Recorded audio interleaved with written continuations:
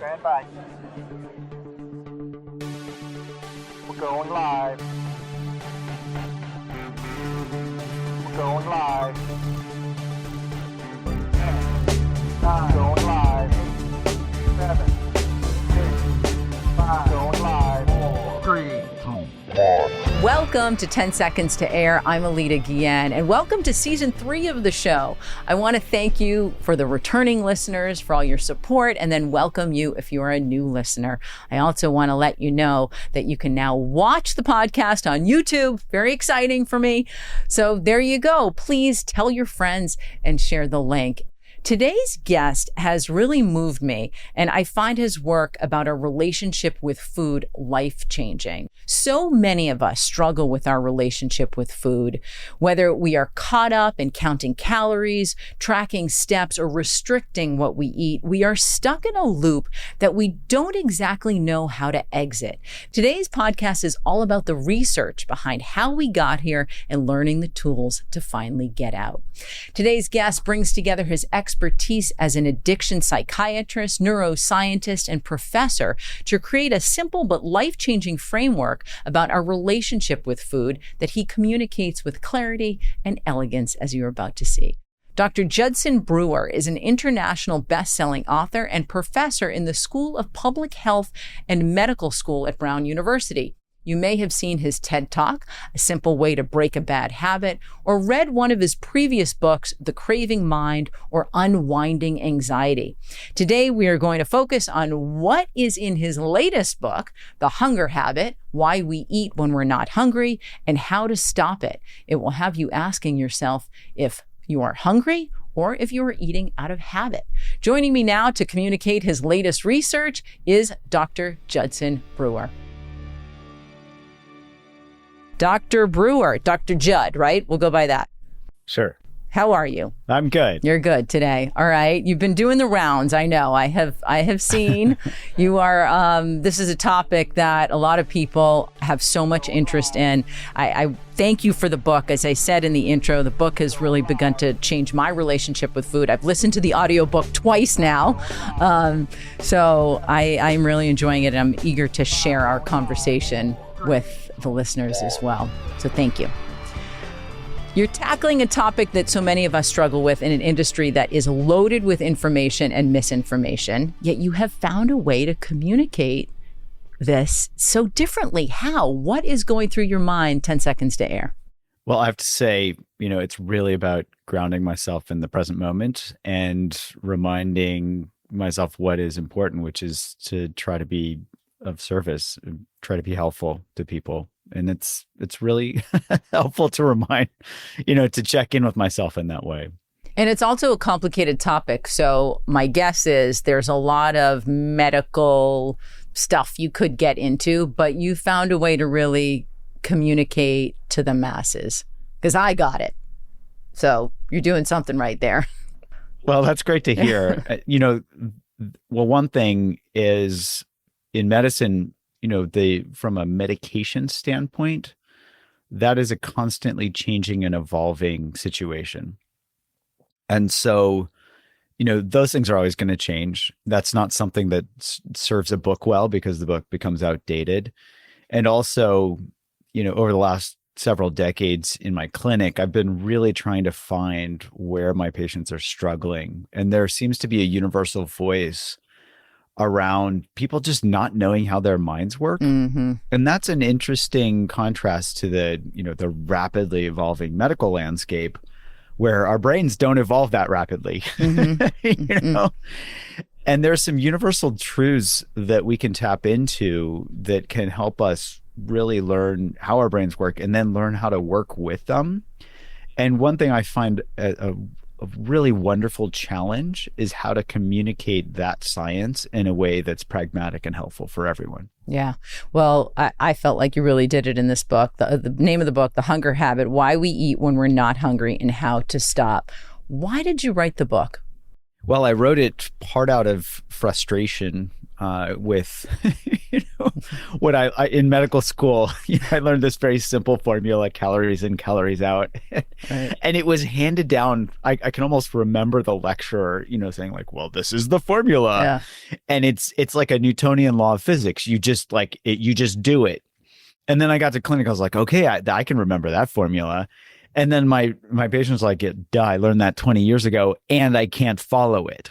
And so there's this huge gap between the theory and implementation of this theory that was really, making me throw my hands up saying, how can I possibly help people? Because my patients are struggling, even though this formula is so simple.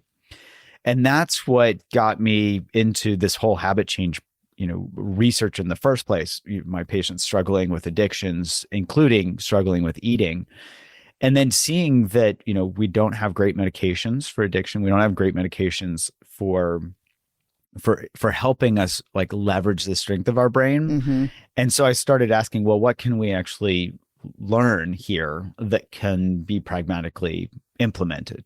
And that's where I discovered, things that had been around forever that people had not been paying attention to. And I started playing with them in my clinic. I was like, oh, wow. My patients are coming back saying, hey, this is helpful. Right, and right. so I started listening to them. So what were you playing with that you hadn't paid attention to before? Well, a big paradox. So it started actually with smoking. Where, every single patient that comes to me, they know that smoking's bad for them, right? So I don't need to tell them, but that's the first thing we actually learn is, say in a very, not forceful, but a command, I forget what they tell us to do. But, it's like, don't say it meekly that, the best thing I can advise for you as your doctor is to quit smoking, because it's the best thing that you can do. And they've all heard that. So everyone knows they're not supposed to smoke. So as the physician, instead of saying, the most important advice I can give you is to stop smoking, I said, well, you're going to smoke. Go ahead and smoke. And they look at me like, did I just hear this right? My doctor told me to smoke. And I say, well, hold on a second. Pay attention as you smoke. And tell me, and your homework is to tell me what it tastes like, what it feels like going into your lungs, what it smells like coming out of your mouth. Oh. So as I would tell my patients to really explore what smoking is like, they'd come back and say, this tastes like crap. How did I not notice this before? I had patients who'd been smoking 40 years and they come back incredulous. So all of that is the precursor for this eating piece, where I started to realize that we could actually leverage awareness as a way to help people change unhealthy habits. Mm-hmm. I'll sum it up by saying I've never had a patient come back and say, thank you, Dr. Brewer, for showing me how great a cigarette tastes. Right. They all come back and say, wow, these taste like crap. How did I not notice that before? And that is the key to habit change, whether it's cigarettes, whether it's overeating, whether it's stress eating. It's that disenchantment that we develop, not through willpower, but through awareness. So you're saying you have to start with that awareness before you can even make a change. Yes. And I think of it as, well, it even goes upstream of that. We've got to be aware that we're stuck in a habit loop. Right. Right. So, Yeah. So let's talk about that for a second. Let's start there, because that's really what's happening, is that we are stuck in this habit loop. We are stuck. And I didn't know it was a habit until I read the book, really. I just felt like, oh, I guess we're all swirling around. Everyone's sharing apps to count calories and steps, and then going, I feel so bad. I screwed up yesterday. And then, saying I ate this and I shouldn't have, or whatever it might be. And even if it's not that bad, it's still sort of something happens doesn't leave you feeling great.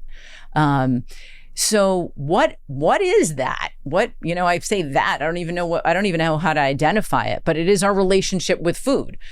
yes. What is it?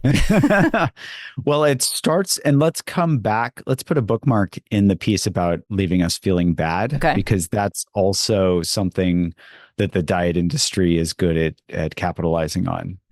Well, just to put a one-liner on that, if all of these diets are based on some formula, like follow our formula, whether it's calories in, calories out, or eat this and not that, when we can't follow it, then they say, you just need more willpower. So sign up for another year put your quarter in the machine. So will you pay us? Yeah. and it's your fault. So we are left with lighter wallets and a lot of shame, a lot of guilt, and feeling like there's something wrong with us. So what I want to say loud and clear is that there's not something wrong with us. That's where we have to start, is to get past that story that's fed to us and that we've believed forever for most of our lives for many people. Like, oh, I just need more of this. No, you simply need to know how your brain works. Mm-hmm. I have to say, when you say there's not something wrong with us, I have this story going back from the 70s, and I'm sure you've heard this before, Weight Watchers, right? Mm-hmm. So I was a kid of a mom who was always struggling with her weight, and she would go to Weight Watchers. And I remember us going into this little strip mall and all the women lining up to be weighed behind this curtain, and they would either come out, yay, with their hands up, or they would come out with their heads hanging down that they, didn't do it and they don't know why. And then they would all sit around in the circle and talk about what happened over the week and why they couldn't follow the diet and how they couldn't lose 1 pound or 2 or whatever. And it was a room full of shame, I'm going to say. I mean, I saw that. But also, they were never going to get where they needed to go. And that was in the 1970s. I think my mother spent 50 years in that loop, in that loop. So she's not alone. And a lot of women, and I'm really curious, I want to ask you about the difference between men and women. So we'll get to that. But a lot of us stay in this loop. So I'm really glad that you said there's nothing wrong with you. So what is it that's happening? What's going on in our brain? Okay. Ready to geek out? Yeah, this is so I am. I'm so ready for this. I'm so ready for this. All right. So our brains, well, let's go back to the cigarette story. Our brains did not evolve to need cigarettes to survive, right? We don't need to smoke to survive. But we do need food to survive. And so when we started looking at, how we could apply the practices from helping people quit smoking to eating, we realized just how much more complicated it was going to be because, people have to eat, but they don't have to smoke. And so I went back and looked at, what are these mechanisms that drive eating? And they are really set up to help us remember where food is. Okay. In modern day, most of us can remember where our refrigerator is. We can get on our phone and get food delivered at any time, day or night. So we don't think about these mechanisms. But our ancient ancestors who had to go and forage for food, sometimes every day, this was critically dependent for survival. And so imagine them out foraging for food. They see some food. That's the first key element, is a trigger, right? See the food. Okay. The second one is that they eat the food. And then the third one is that their stomach sends this dopamine signal to their brain that says, remember what you ate and where you found it. So those 3 elements, trigger, behavior, result, that's what forms any habit. It's called reward-based learning. And what they're learning is to remember where food is so they can go back and find it the next day. That's called positive reinforcement. The corollary to that is negative reinforcement, because the other thing that's out there is that tiger or whatever that's looking for its lunch. And so for foraging for food, we see the tiger, there's the trigger, we run away, there's the behavior, and the reward is we don't become lunch. Mm-hmm. It's called negative reinforcement because we're avoiding something unpleasant. Okay. So that's pretty straightforward, really critical. In modern day, our brain is still set up that way. Yet we start to associate eating with activities that are not related to hunger. So 5-year-olds going to a birthday party, right? I don't know how many parents are like, I'm going to have my kid not eat breakfast or lunch so they can fill up on cake and ice cream. Oh, No. Right. So they're like, eat some lunch so you don't eat too much sugar before dinner. But of course, the kids are going to eat cake and ice cream, not because they're hungry, but because it's a party. Right. So they learned it. And then how many times do we have food at celebrations? I think just about all the time. That's the culture. That's what we do. And I would say it's not just Western culture. I don't know all cultures across the world, but I would say that's somewhat universal, right? So we're learning to eat in the absence of hunger through this positive reinforcement process. And we don't stop there. We learn, oh, well, food tastes good, or it can distract me from something unpleasant. So when we're bored, when we're sad, when we're angry, when we're lonely, when we're tired, any negative emotion can then get associated with food because we eat to distract ourselves or we eat to feel better. There's the negative reinforcement. So we've got both positive and negative reinforcement that get crossed with these survival mechanisms where we're eating in the absence of hunger. So in fact, hold on, repeat that again. We're crossing the positive and negative. Where did that just cross? Yeah. So this survival mechanism where it says eat when you remember where food is so you can get it when you're hungry, right? That's survival. Yes. That's called homeostatic hunger. Okay. Because we're out of balance, you need to get back into balance. This eating in the absence of hunger, when it's a celebration or to soothe our mood, that's called hedonic hunger. And it's a misnomer because the hedonic means, emotion, basically, or feeling. But we're not hungry. We're eating in the absence of hunger. That term was developed so that researchers could study the phenomenon because it is so common. So that's the wire crossing, is we're eating in the absence of hunger through these same positive and negative reinforcement mechanisms. And what is negative about that? Well, yeah, I know that negative, it can be confusing because people think, oh, that's negative means bad. Yeah. But negative just means you're avoiding something bad. Oh, so for example, yeah. So if somebody eats when they're lonely, right? That loneliness doesn't feel good and they eat to distract themselves. Or one of my patients used to describe it this way. She said she would eat to numb herself from her negative emotions. So it's negative reinforcement because it's reinforcing the behavior because we're avoiding unpleasant emotional states generally. So instead of saying, oh, I'm not feeling good about something, and I think you mentioned this, seeing a therapist, I think you say this in the book, that's what I should be doing. Instead, you go and grab a piece of chocolate cake, or you eat the pint of ice cream. Yes. Yeah. That's why food is, a lot of foods are called comfort foods because they comfort us. Okay. So I get that. We get into that. And then what happens? Because that seems like it's working, right? I don't feel good. Now I do feel good. Uh-oh, my stomach doesn't feel good. What happens from there? So not only does that, my stomach doesn't feel good come up, but we're not actually meeting the need that drove that habit in the first place. So if we're lonely, food can soothe us temporarily, but it's not actually going to help us work with that emotion. If we're sad, it's not going to help us process that emotion. If we're frustrated, it's not going to help us work with that. And so what we're doing, instead of meeting our needs, we're feeding our wants. I want some food. And then that gets reinforced even more. So we're eating more in the absence of hunger.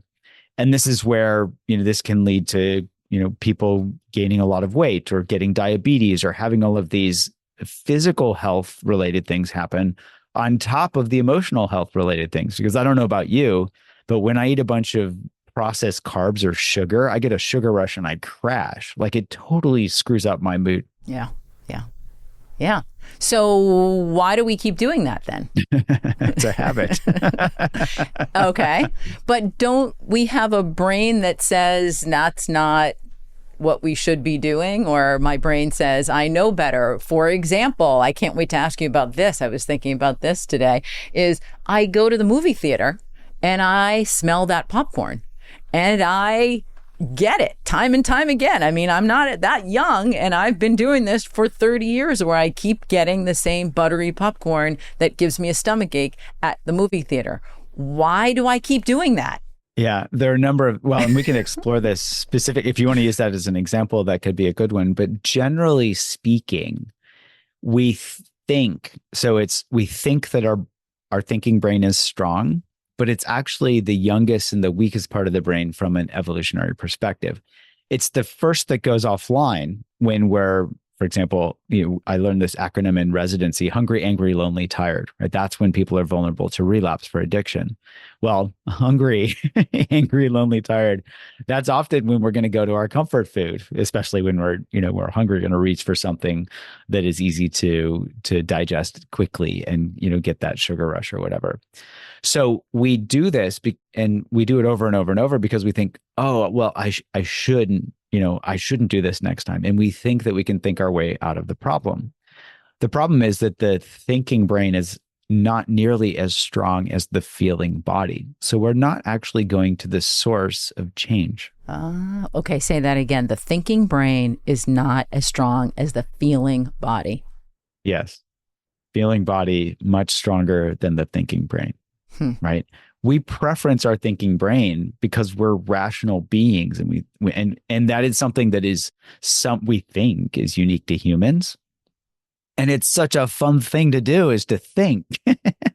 And then we can blame ourselves and we can judge ourselves and we can get stuck in all sorts of thinking stories that don't actually change our habits. Okay. So that is addiction? Is that addiction? Or do you call that a habit? Well, the definition I learned of addiction that I still use is continued use despite adverse consequences. So, and eating addiction is controversial in the field, but pragmatically speaking, I see plenty of people who eat, they're continuing to eat and they're having adverse consequences, both mentally and physically. So I would say, yes, that, for some people that can certainly fall into the realm of the addictive process. For a lot of people, if it's just boredom or, some other habitual eating, it might not officially fall into the addictive category. But either way, if it's an unhealthy habit, it may be worth exploring. What's the difference between an addiction and a habit? Habit's just something that we do automatically. If you look at the definition of a habit, they're actually set up so that we don't have to think. The habit is set up so that we don't have to think. Yeah. Okay. The addiction, you're thinking about it if you have an addiction? Well, we can be fully aware, we can be thinking, but feel fully out of control. Okay. Right. That's where that continued use despite adverse consequences happens. Okay. And how much does stress or anxiety affect those habits? It affects them a lot. So primary drivers of relapse for substance use, primary drivers of emotional eating. Stress and anxiety. And where and when do these habits and relationship toward food, where does that form? Can we blame our parents for this? Can we, there's got to be somebody to blame. It can't be us. Well, we can certainly, I'm sure there are, everybody's pretty individual. So a lot of people probably can blame their parents. A lot of people blame themselves. The blaming, and so if we think about this, and I'll just say this so that any parents that are listening can check to see if they are unwittingly participating in this. Please. So anytime and tell me if this is true for you, but this was like the meme for any kid growing up, is like, eat your dinner and you can have dessert. Oh yeah. I come from a very ethnic family. There was like clean plate club. There was no such thing as full. You just ate. So that took me a long time to figure out, wait a second, I'm not even hungry. Yeah. So we're getting rewarded for eating dinner, right? And that can even translate to the grocery store. If a kid's gonna, it needs a nap and they're gonna break down in the grocery store, mom says, "Hey, if you don't cry, I'll give you a lollipop when we get out of the grocery store," right? And so the kid is trained to learn, oh, if I start screaming, I can get a lollipop, type of thing. So again, nobody's fault. I don't know any parent that is willingly saying, "I'm going to train my kid to to manipulate me for candy." But that's how it can get set up, And so there are lots of different ways that these habits get set up for people.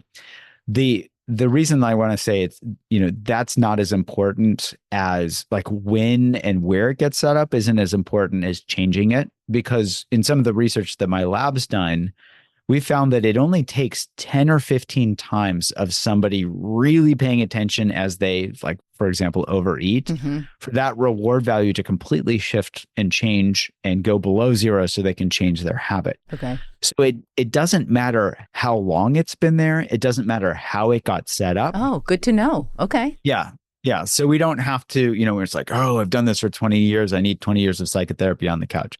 As a card-carrying psychotherapist, I'm saying that's not how we change habits. Okay. It can be helpful. I'm not saying we ignore our past or we don't honor our previous selves. That can be very helpful for healing. Okay.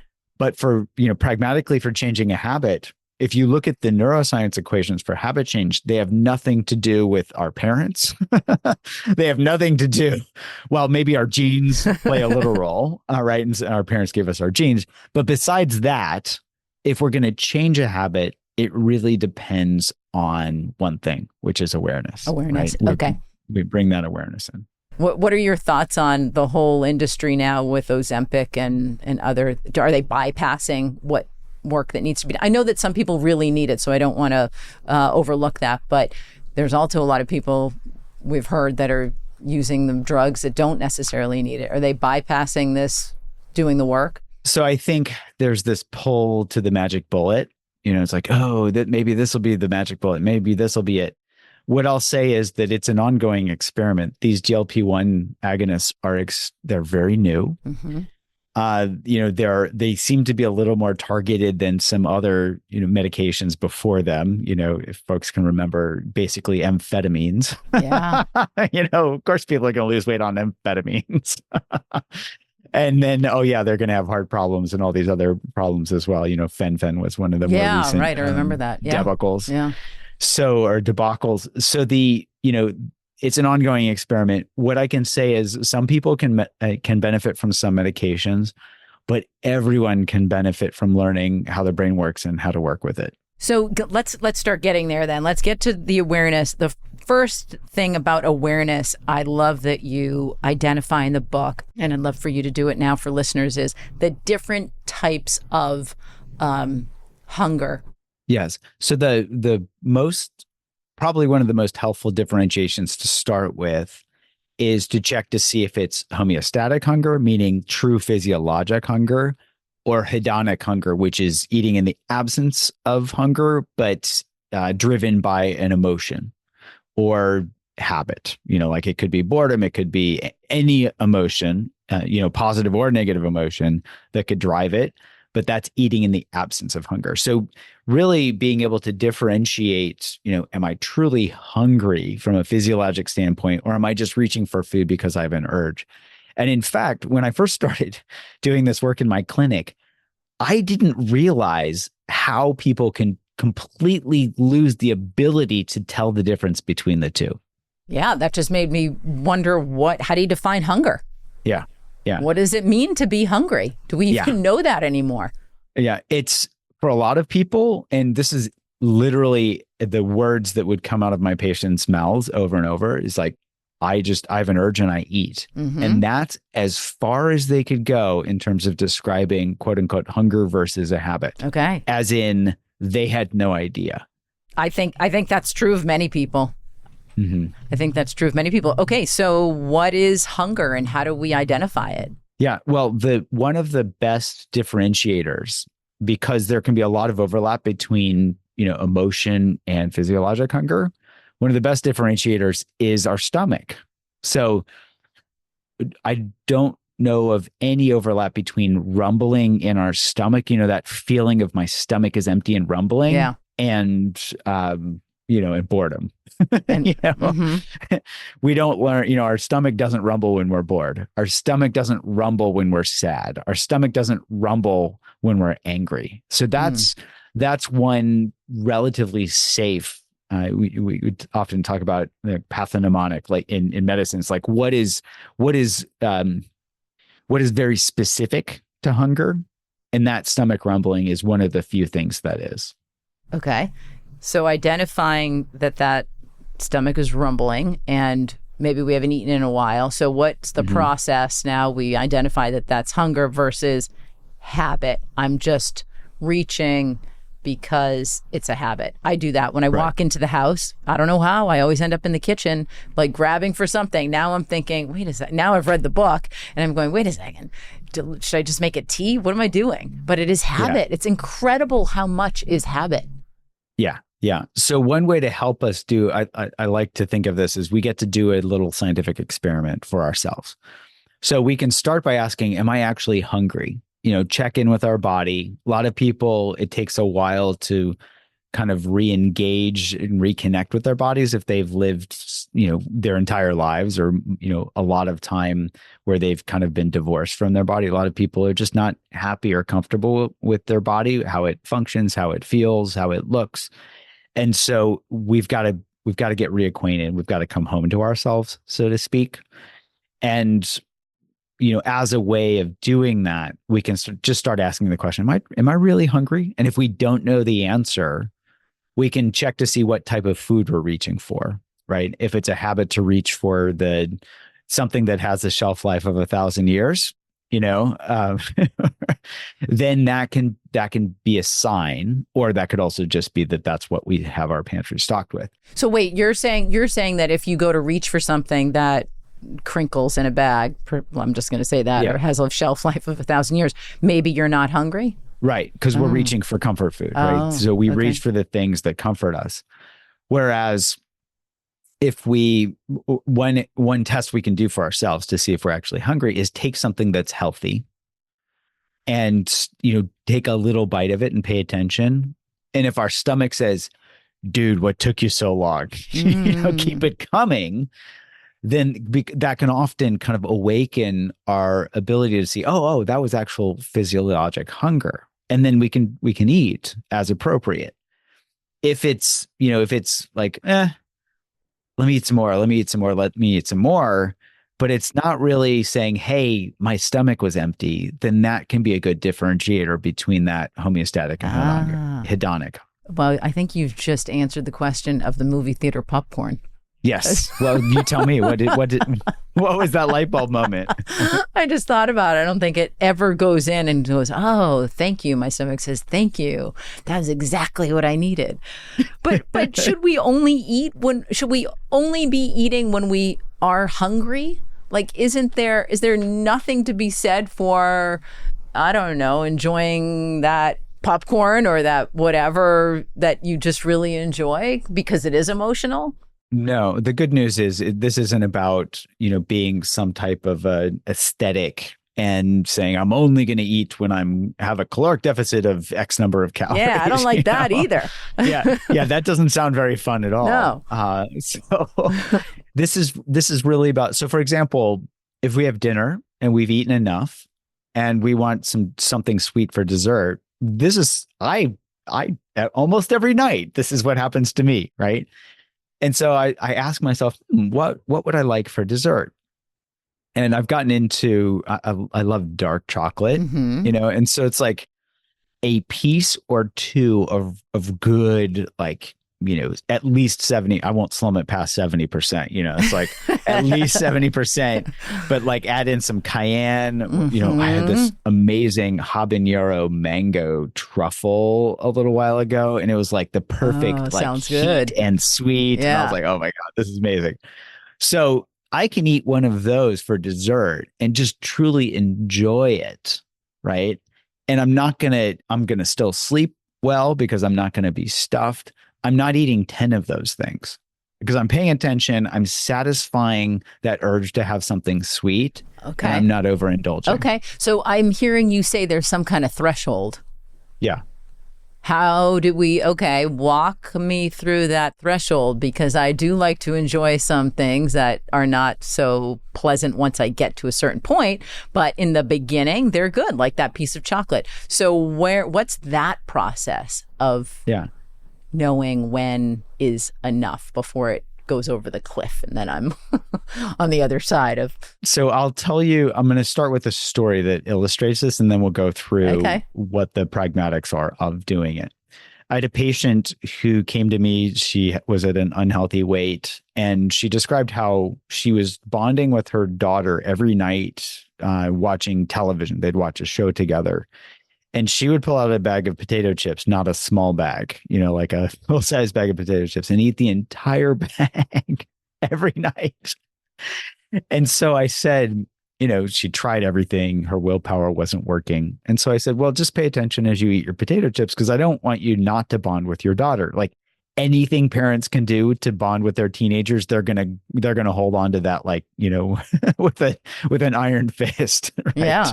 Because that's gold. So she didn't want to not do that. So I said, just pay attention and then just see how many is enough. How many potato chips is enough? And she came back. I won't make you guess, but she came back and she stunned me because she said, well, I stopped at 2.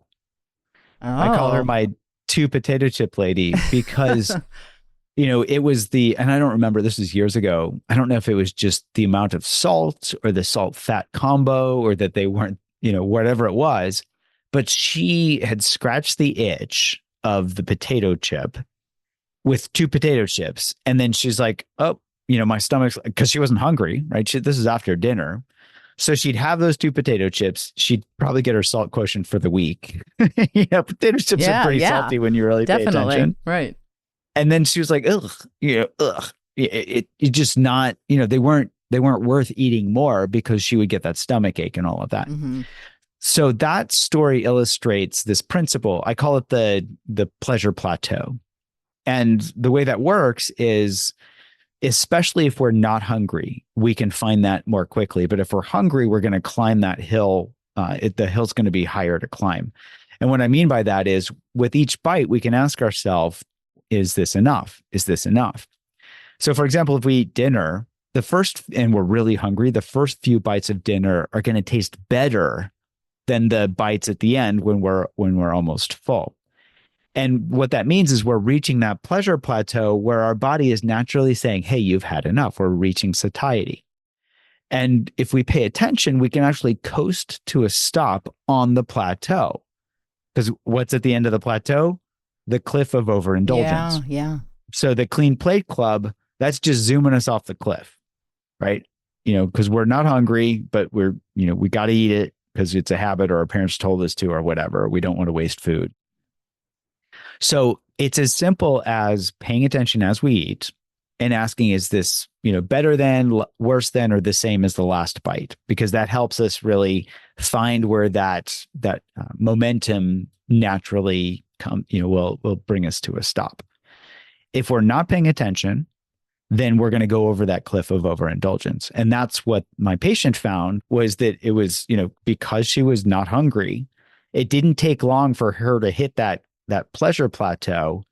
And with 2 potato chips, she could naturally coast to a stop without forcing herself, without telling herself she should stop eating, because it just felt better. Yeah. Do you get to a point where you don't have to think about every bite? Is that possible? Yeah, absolutely. Okay. Yes, absolutely. So we use that to train our brains and our bodies to work together to be, in the habit of paying attention to what fullness feels like. So that not only helps us when we're eating each meal, we can be, checking in with ourselves every now and then, have I had enough? But also with the portion sizes that we start with, that we serve ourselves, because we can learn with each meal, like, I'm generally full with this amount as compared to this amount. And so we don't necessarily, pile a bunch of food on that we're not actually hungry for. And then there's this, do I put it back? Do I have leftovers? Whatever. Versus, I didn't actually need that. Okay. So there is a point at which we won't have to ask ourselves with every bite, what's going on here? Okay. That's what we're trying to get. Yeah.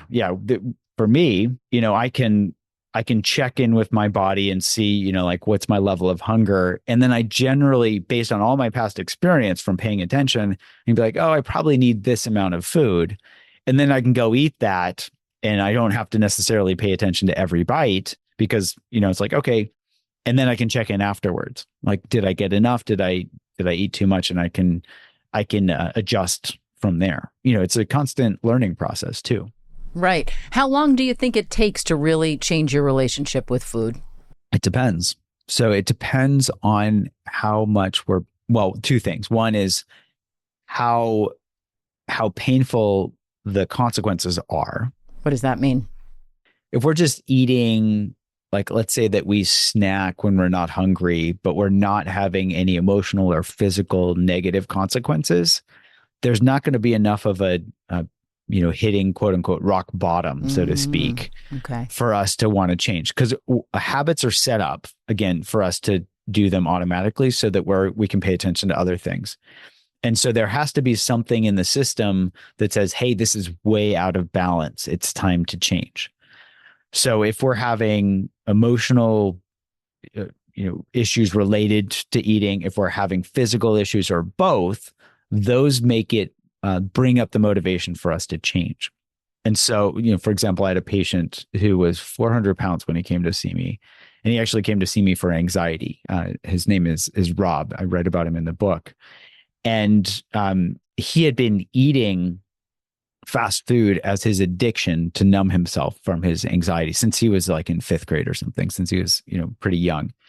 And when we started having him pay attention to his anxiety habit loops, he started realizing, oh, I'm eating fast food as a way to numb myself, and it is actually causing health anxiety for me. So there was a big motivation for him to pay attention to the eating because it was related to his anxiety, and also it was causing physical problems for him. He had hypertension, a fatty liver, obstructive sleep apnea, all these things. So that's one factor that can motivate change. But the other factor related to that is that we can really see how do I put it? When we see in the moment, the momentary, like, it just doesn't feel good to overeat, right? That will motivate change quickly as well. And so whether it's eating junk food or eating beyond satiety, the more we can pay attention in those moments, the more those help to motivate change as well, because we start to see, oh, this isn't actually that great. And then we can optimize for the moment. Okay. So let's move, let's give a takeaway now. We've gone through a lot of things. Let's start with, I'm guessing, awareness, but I'm going to ask you, where should we start? Yeah. We listen to the podcast. This is going to end, and I'm going to go and I'm going to think about it. I'm going to probably listen to the audiobook again. But where do we start today? Yeah. So I break this down into 3 steps in the book. And the first step is just recognizing these habit loops, right? And with the simple question, like, why am I reaching for food? Am I hungry, or is this a habit? And as we mentioned, it might not always be that easy to differentiate the two, but we can start by asking that question. Even if we don't know the answer, we can move on to the second step, which is to pay attention and ask the question, what am I getting from this?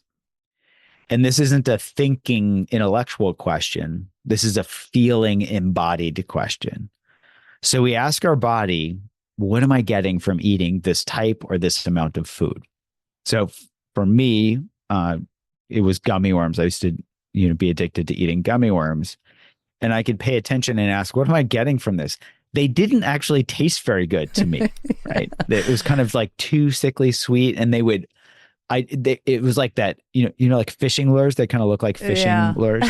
So they would hook me, and then I would have to eat the whole bag, and I would feel terrible, and it just, guilty and all that. It didn't sleep well. And so I started asking, what am I getting from this? I wasn't getting anything except, a stomach ache. And so I became disenchanted with eating gummy worms, but which then gave me the drive to move to the third step, which is I call this finding the bigger, better offer. So when I become disenchanted with gummy worms, then I ask, well, what else can I eat? And so for me, it's like, if I want something fruity, blueberries, gold standard for me. I love blueberries. Or for dessert, like I talked about earlier, having something that tastes really good, but not overindulging. And typically, the more sugary or processed something is, the more likely it is to drive a craving for more. And the less processed it is. So for example, chocolate, many people probably already know this, but chocolate that's above 70% is actually considered health food, because you can't get enough sugar in there for it to be considered unhealthy. I didn't know that. Yeah. Okay. Yeah. So not only has it been designated as a health food because of all the healthy properties of chocolate, but if you eat chocolate that's above 70%, it is not nearly the same in terms of its drive and craving for more versus just the satisfaction of just enjoying the taste of it. Mm-hmm. Okay. And so here we can find, it's somebody could even compare eating a bunch of milk chocolate to dark chocolate, right? And see what the results are afterwards and find that bigger, better offer for them. It might be simply eating a small serving of ice cream that they really enjoy versus eating the whole half gallon. Okay. So recognizing and paying attention, what am I getting out of it, and asking your body that, and then finding the bigger, better offer. I mean, that's a great start. I love it. Anything I didn't ask you about today that you wanted to mention? I know this isn't for everyone. Maybe you could mention that this isn't, there are people that do have eating disorders that this book probably isn't geared toward. Yeah, I'll mention two things. One is people with anorexia nervosa, this book is not for them.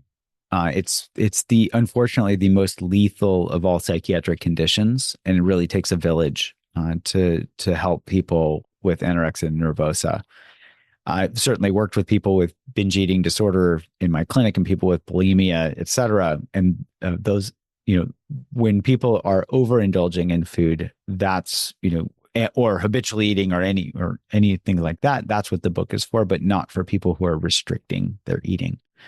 The second thing I'll mention, and this goes back to something we talked about earlier, is that kindness is really key to this process. I had a patient who would not keep mirrors in his house or his apartment because he had so much self-loathing, where he judged himself so much he couldn't even look at himself. And so it's really important to be kind to ourselves in this process, because we get societally trained that what we look like isn't acceptable for a lot of people. And so there are these really unhealthy societal memes about what beauty is. And I'm glad to see that those conversations are being had around changing those societal standards, but they're certainly not there yet. And it will take a long time for those to change. So self-kindness, self-compassion, rinse and repeat during the process for people to notice any habit loops around self-judgment, about self-loathing, about self-hatred, and just seeing that that's just their brain that's been trained often societally, to do that. And if they can learn that, they can unlearn it. And to unlearn it, would you say going through these steps to unlearn that? Yeah, same thing. Yeah, we can use the same, what does it feel like when I judge myself? Doesn't feel so good. What's it feel like when I am kind to myself? There's the bigger, better offer. So it's the same process. Yeah.